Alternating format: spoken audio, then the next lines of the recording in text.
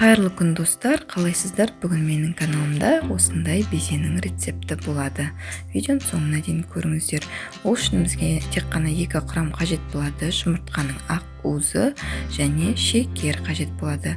Видеода көріп тұрғандарыңыздай жұмыртқаның ақ уызын, яғни 5 немесе 6 жұмыртқаның ақ уызының үстіне 2 ас қасық шекерді салып жақсылап миксерлейтін боламыз да, және жаймендеп үстіне тағы да бөліп 2 ас қасықтан салатын боламыз. Және оның барлығы біркелкі болып ерігенше, яғни шекеріміз ерігенше миксермен жақсылап миксерлеп алатын боламыз.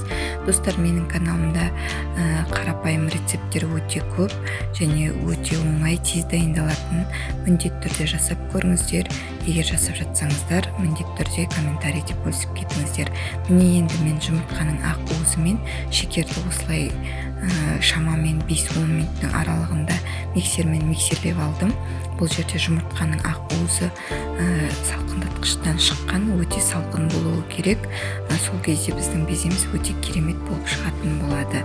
Енді осындай дайын болған безелерімізді, яғни дайындаған безелерімізді осындай насадканың көмегімен жақсылап безенің қалпына келтіріп осылай құйып алдым. Енді оны жалынды пеште, қызып тұрған жалынды пеште 100 градуста шамамен 1-1,5 сағаттай пісіріп алатын боламын. Өте баяу отта, яғни өте баяу жалынды пеште, қызып тұрған пеште пісіріп алатын боламыз.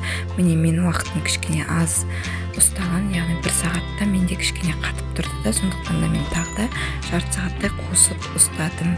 Міне видеода көріп тұрғандарыңыздай кереметтей менде безе шықты. Безе жасап көріңіздер, сіздерге де ұнайды деген ойдамын.